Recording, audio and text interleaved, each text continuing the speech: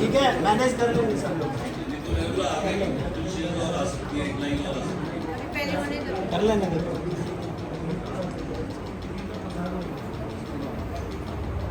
सब शांत हो जाइए और इस कार्यक्रम को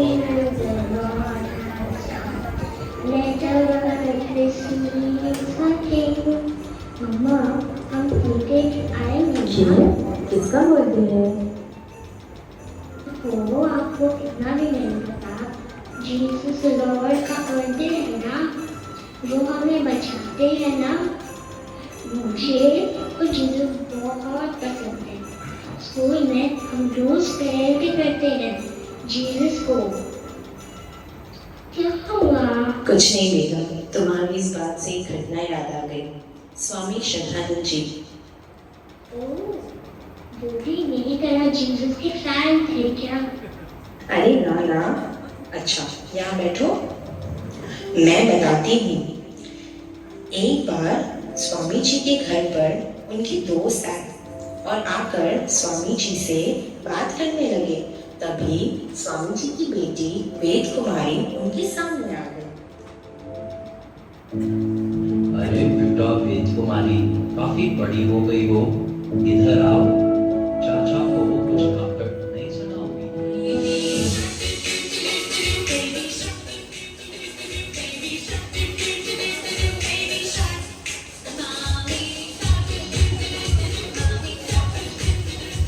अरे मुंशी जी, ये क्या गा रही है? बेटा, ये तुमने कहाँ से सीखा?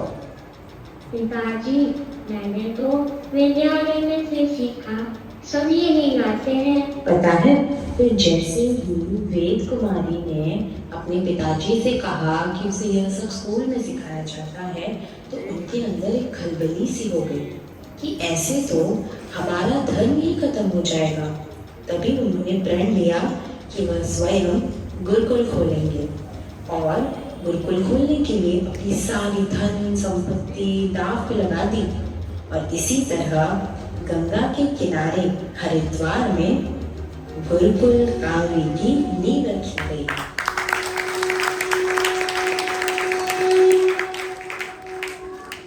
ओ मम्मा, उन्होंने अपना घर भी बेच दिया? बाप रे! हाँ बेटा, उन्होंने एक बार भी नहीं सोचा कि वो अपना घर बेचकर रहेंगे कहाँ। उन्होंने तो मातृभूमि को ही अपना घर मान लिया था। और उन्होंने अपने इसी गुरुकुल में फिर संन्यास भी ले लिया और वह मुंशी राम से स्वामी श्रद्धानंद कहलाए।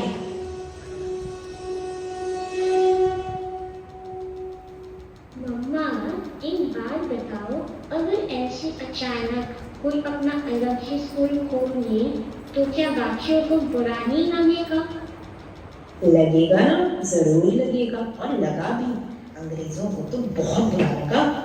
एक दिन एक अंग्रेजी ऑफिसर उनकी गुरुकुल आ पहुंचा और डायरेक्टली वो स्वामी जी पे चिल्लाने लगा। स्वामी श्रद्धानंद, बाहर निकलो, हमें पता चला है आप अपने गुरुकुल में बॉम्ब बनाते हैं। हाँ हाँ, सही सुना है आपने, बॉम्ब बनाते हैं हम यहाँ। Oh, nice. हम तो पहले से ही जानते थे तुम these so-called Gurukul do illegal activities. आइए, मैं स्वयं आपको फॉर्म दिखा देता हूँ और साथ में फॉर्म बनाने का फॉर्मूला भी दिखा देता हूँ। Of course, today I will definitely get a promotion. हाँ, चलो चलो दिखाओ दिखाओ अपने bombs.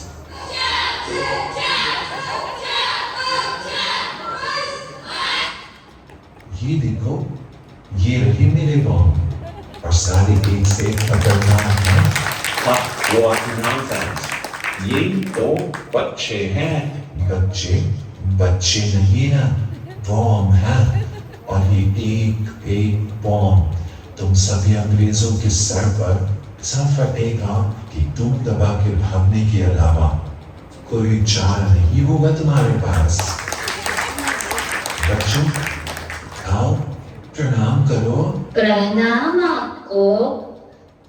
What nonsense!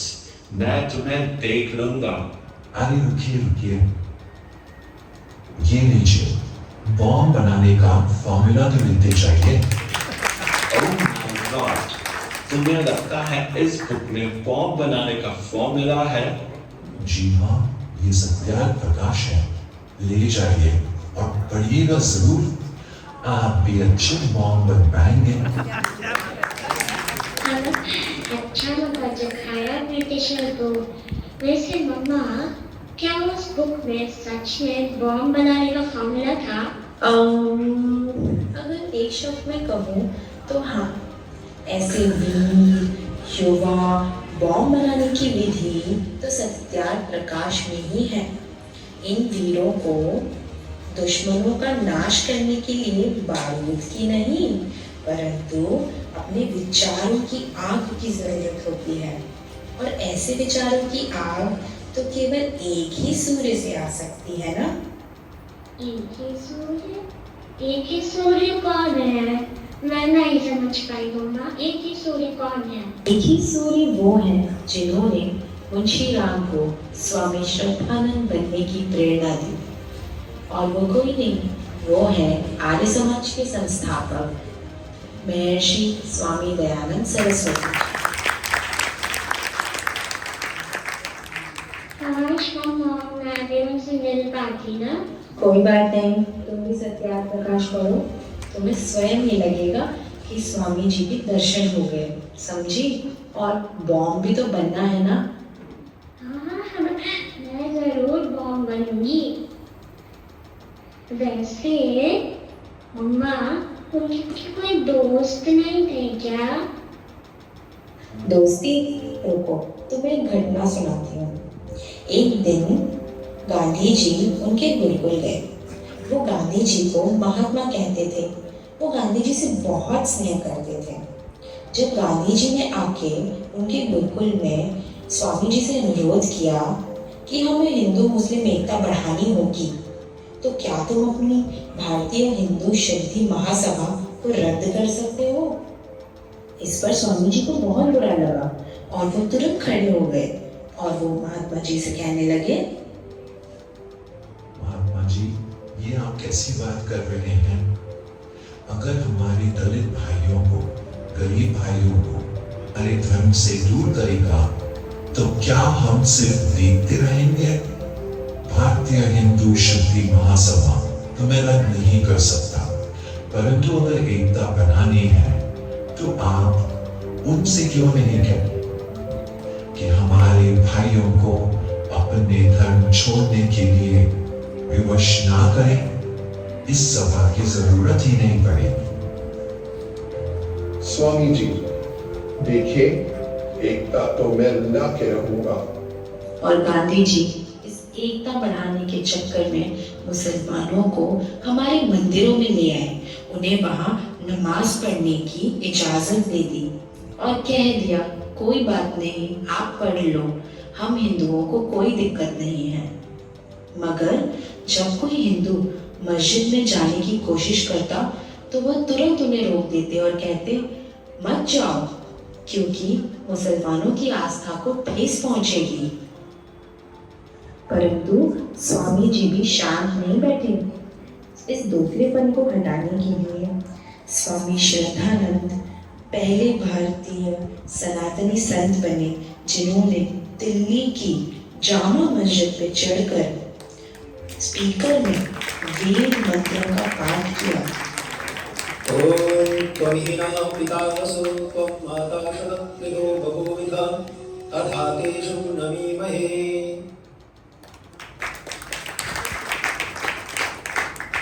अच्छा, ऐसे तो उनके बहुत दुश्मन बन गए होंगे ना मम्मा? 40,000 हिंदू जिनको मुसलमान बना दिया गया था और उन पे अत्याचार किए जाते थे, उनको स्वामी जी ने बचाया, और उसके लिए स्वामी जी को एक बहुत दर्दनाक इनाम मिला। जैसे कि एक दिन असगरी बेगम, जो पहले एक हिंदू थी, वह स्वामी जी से मदद मांगने आई। स्वामी जी ने उसकी मदद कर उसकी घर वापसी कराई, जिसके कारण काफी सारे मुसलमान स्वामी जी से नाराज हो गए और उन्हीं में से एक अब्दुल रशीद एक रात उनके घर आ पहुंचा। मैं स्वामी जी से कुछ बात करना चाहता हूँ, यह कहकर अब्दुल रशीद स्वामी जी के घर आया, परंतु स्वामी जी का स्वास्थ्य ठीक ना होने के कारण उनके सेवक धर्मवीर ने कहा कि आप कल आइएगा। परंतु जैसे ही स्वामी जी को पता चला कि उनके द्वार पर कोई आया है, उन्होंने तुरंत अब्दुल रशीद को अंदर बुला लिया। अंदर आते ही अब्दुल रशीद ने धर्मवीर से पानी मांगा। जैसे ही धर्मवीर पानी लेने के लिए किचन में गए, वैसे ही अब्दुल रशीद ने अपनी जेब में छुपाई हुई बंदूक निकालकर स्वामी जी के सीने पे तान दी और धड़ाधड़ 3 गोलियां स्वामी जी के सीने में उतार दी और चिल्ला चिल्ला कर कहने लगा, हम यहाँ इतनी मुश्किल से नैना ससुरा के सभी लोगों को मुसलमान बनाते हैं, उनसे शादी करते हैं, उनकी जमीन लूटते हैं और तुम उनकी घर वापसी करवाते हो। ये लो उसका इनाम, खुश हो ना अब?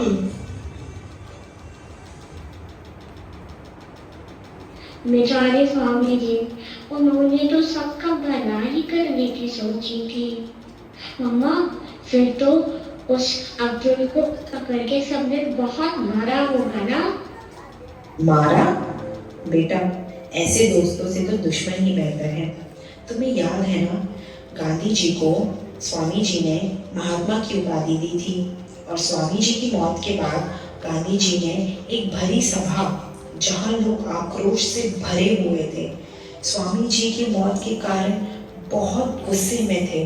उस बीच गांधी जी ने सभी लोगों से एक बात कही। स्वामी जी के जाने का बहुत दुख हुआ, परंतु आप लोग अब्दुल को क्षमा करें, क्योंकि वो मेरे भाई जैसा है।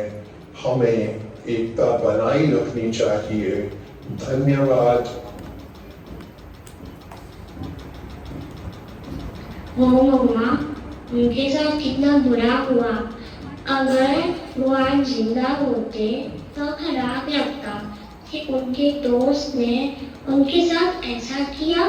तो अगर आज स्वामी जी जीवित होते तो बहुत दुखी होते कि उनकी सारी मेहनत पर हमने पानी फेर दिया, उनके जीवन दान तक का कोई मोल नहीं रखा।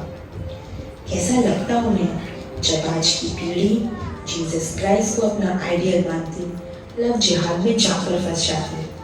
ये सारी बातें तो उनको सीने में लगी हुई गोली से भी ज्यादा तकलीफ देती। परंतु एक चीज है जिससे वो बहुत खुश होते कि कैसे आज के इस दौर में, जहाँ दूषित वातावरण के साथ दूषित विचार भी हैं, कैसे आर्य समाज ने उनके आदर्शों को जीवित रखा है। मैं स्वयं स्वामी जी एवं सारे वीर शहीदों की ओर से आप सभी का बहुत बहुत धन्यवाद करती हूँ कि आप सभी ने स्वामी जी को आज भी जीवित रखा है।